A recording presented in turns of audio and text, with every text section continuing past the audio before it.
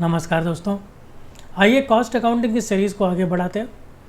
और जो हमारी सीरीज़ चल रही है कॉस्ट अकाउंटिंग में, इसमें बहुत इंपॉर्टेंट चैप्टर हम करने जा रहे हैं। Yes, this is very very important from the point of view of your theory and as well as practical. आप ये समझ लिए, इसमें से थ्योरी और प्रैक्टिकल दोनों आते हैं, और प्रैक्टिकल तो इसका भाई बहुत ही ज़्यादा इम्पॉर्टेंट है। मतलब आप सोच नहीं सकते कि कितना ज़्यादा इम्पॉर्टेंट है। चलिए, तो क्या क्या पढ़ने वाले हैं इसमें? हम पढ़ेंगे 3 टॉपिक और उसी पर पूरा चैप्टर बेस करता है।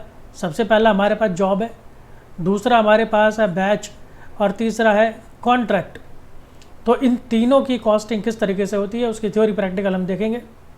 दोस्तों, अगर आप चैनल पर नए हैं तो सब्सक्राइब कीजिए, बेल आइकन भी प्रेस कीजिए ताकि नई नई वीडियोस आपको तुरंत मिलते रहे और आपका बिल्कुल भी नुकसान ना हो।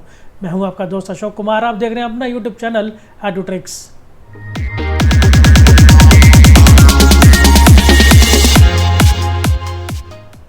आइए शुरू करते हैं हमारा ये पहला वीडियो थ्योरी का। इसका शुरू करने से पहले मैं आपको बता दूं कि जो हमारे चैनल का नाम है उसी नाम से एडुट्रिक्स के नाम से ही आपको प्ले स्टोर पर हमारी एप्लीकेशन मिल जाएगी, और इस एप्लीकेशन से आप chapter wise theory, practical, PDF और पूरे कोर्स की वीडियो भी आप वहां से आराम से ले सकते हैं।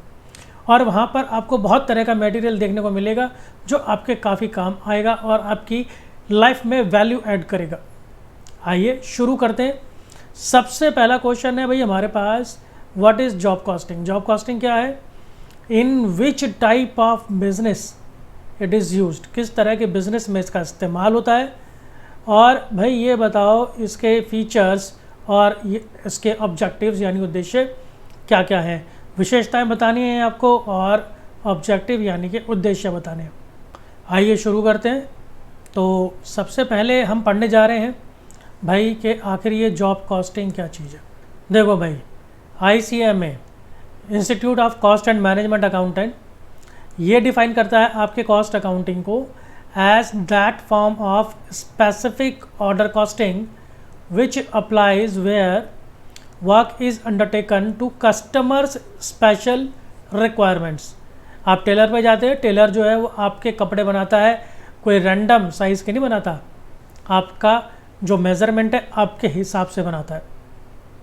तो बस यहाँ पर भी देखिए क्या है, स्पेसिफिक ऑर्डर है।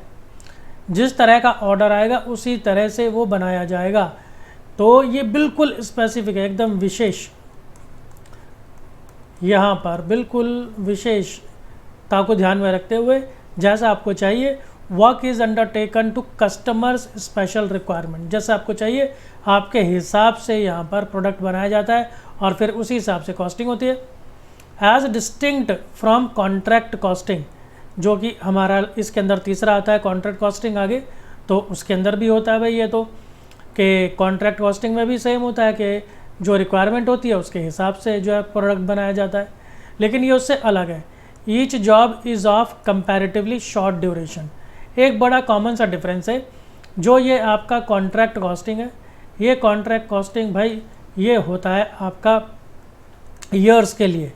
ये जनरली 1 से ज़्यादा साल के लिए ये चलता है। इसकी जो ड्यूरेशन होती है वो काफ़ी लॉन्ग होती है, लंबे पीरियड के लिए ये होता है। जैसे आपका ब्रिज हो गया, कोई एक बिल्डिंग बनानी है तो 1 साल में तो बन नहीं जाती, it takes a long time. तो लेकिन जो जॉब है, जॉब के अंदर ऐसा नहीं है। जॉब जो है आपका कुछ महीने में भी बन सकता है, 1-2 महीने में, कुछ हफ्तों में भी बन सकता है। तो इस तरह से to ascertain the cost of each job, अब आपको हर एक जॉब की कॉस्ट फाइंड आउट करनी है। थोड़ा सा मैं देखिए, जॉब जो वर्ड है वो बार बार यूज़ होगा, तो मैं एक बार थोड़ा सा आपको मैं बता देता हूँ कि जैसे भाई कोई एक शर्ट बनती है। अब ये एक शर्ट बनी, अब इसके लिए देखिए कटिंग कहीं एक जगह से होगी, कटिंग के लिए माल कहीं एक जगह जाएगा, स्टिचिंग के लिए माल कहीं एक जगह जाएगा, ठीक है जी। फिर उसके अंदर जो बटन लगने हैं, काजज़ होने हैं, तो उसके लिए फिर वो कहीं और जाएगा। कोई और स्पेशल काम होना है तो फिर उसके लिए फिर वो कहीं और जाएगा। अब ये जो कटिंग है ना, ये अपने आप में एक जॉब है, इसको बोलेंगे जॉब कटिंग। इसी तरह से स्टिचिंग है, इसको बोलेंगे जॉब स्टिचिंग। तो इस तरह से ये एक जॉब होती है।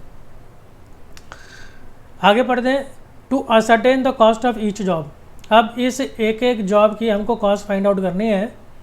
A separate account is prepared for each job, तो इस हर एक जॉब के लिए एक अलग से अकाउंट बनेगा to ascertain its cost and profit, ताकि ये पता चले कि भाई एक एक जॉब की हमारे को कॉस्ट क्या आ रही है और उससे हमारे को प्रॉफिट क्या है।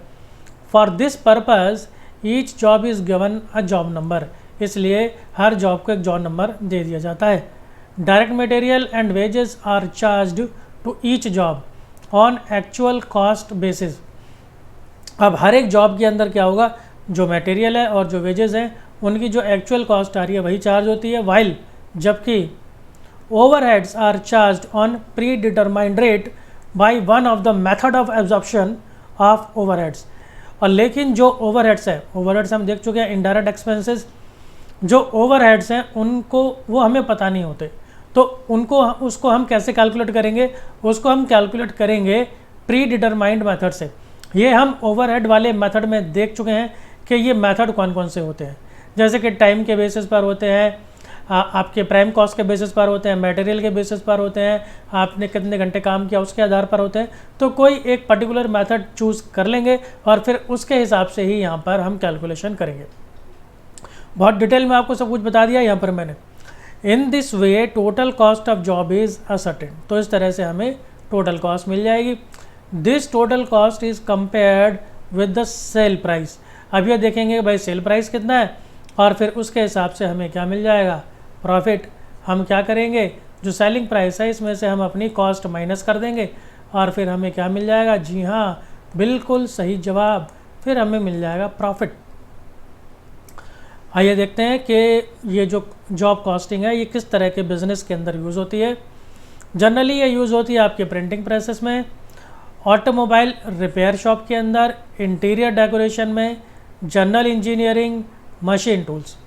तो ये इस तरह वाले जो बिज़नेस हैं उसके अंदर ये ज़्यादा यूज़ होती है। अब आप देख सकते हैं कि ये जितने भी हमारे पास सामने बिज़नेस लिखे हैं इन सब के अंदर क्या होता है, जो काम है वो एक बार में पूरा नहीं होता, वहाँ पर अलग अलग तरह की एक्टिविटीज़ होती हैं। तो उन एक्टिविटीज़ को, एक एक एक्टिविटी को यहाँ पर हम जॉब का नाम दे देते हैं। कि जैसे कोई प्रिंटिंग प्रेस है, प्रिंटिंग प्रेस के अंदर आप पेपर्स की प्रिंटिंग कर सकते हैं, टी शर्ट की प्रिंटिंग कर सकते हैं, बहुत तरह की प्रिंटिंग होती है आजकल के ज़माने में। तो हर एक की जो प्रिंटिंग है वो एक बार में भी पूरी नहीं होती, तो उस हर एक एक एक्टिविटी को आप एक एक जॉब का नाम दे सकते हैं। ऑटोमोबाइल को रिपेयर करना है, अब किसी एक चीज़ को सपोज़ आपने रिपेयर करना है, कोई भी एक पार्ट हो गया, सपोज़ आपका रिम हो गया, जो आपके कार का पहिया होता है, व्हील। अब इसको भाई देखो, कोई एक जॉब हो सकती है उसको क्लीन करने की, कोई एक हो सकती है उसको ठीक करने की, अगर जिसको बोलते हैं अलाइन करने की, अगर वो टेढ़ा मेढ़ा हो गया तो उसकी एक जॉब हो सकती है भाई उसको पॉलिश करने की, एक हो सकती है उसको पेंट करने की। तो इस तरीके से भाई कुछ भी हो सकता है ना। तो जो ये क्या हो जाएगी, ये हो जाएगी आपकी जॉब 1 2 3, ये हो जाएगी आपकी जॉब 4 2 6, ये हो जाएगी आपकी जॉब 4 2 7, ये हो जाएगी जॉब 4 2 9। इस तरह से कुछ भी जॉब हो जाएगी, जॉब के नंबर हम रख सकते हैं। अब इसके बाद अगर हम देखें कि भाई फीचर्स क्या है इसके, आखिर चलिए फीचर्स देख लेते हैं अब। तो फीचर्स सबसे पहला है भाई, the products are produced only against customers order. अगर कस्टमर ऑर्डर नहीं देगा तो नहीं बनेगा, क्योंकि यहाँ पर स्पेसिफिक ऑर्डर बनता है, कस्टमर जिस तरह से मांगेगा उसी तरीके से दिया जाएगा। जैसे मैंने आपको शर्ट का एग्जांपल दिया, जिस साइज़ की शर्ट की डिमांड ज़्यादा होगी, अगर किसी शहर के अंदर लोग बहुत ज़्यादा फिटनेस का ध्यान रखते हैं, तो जो वहाँ पर मोस्टली जो शर्ट्स की डिमांड होगी तो वो 38, 40 या 42 साइज़ की होगी। तो जो ज़्यादातर माल बनेगा वो उसी का बनेगा, और यानी कि स्पेसिफिकली बन रहा है भाई 40 के हिसाब से, 38 के हिसाब से, 42 के हिसाब से, तो बिल्कुल स्पेसिफिक बनता है। Not for maintaining stock for sale. ऐसा नहीं है कि बना के रखे जाओ और फिर भाई बिक ही जाएगा वो कहीं ना कहीं, ऐसा नहीं होता है। यहाँ पर स्पेसिफिक जो रिक्वायरमेंट्स है उसके हिसाब से ऑर्डर बनाया जाता है।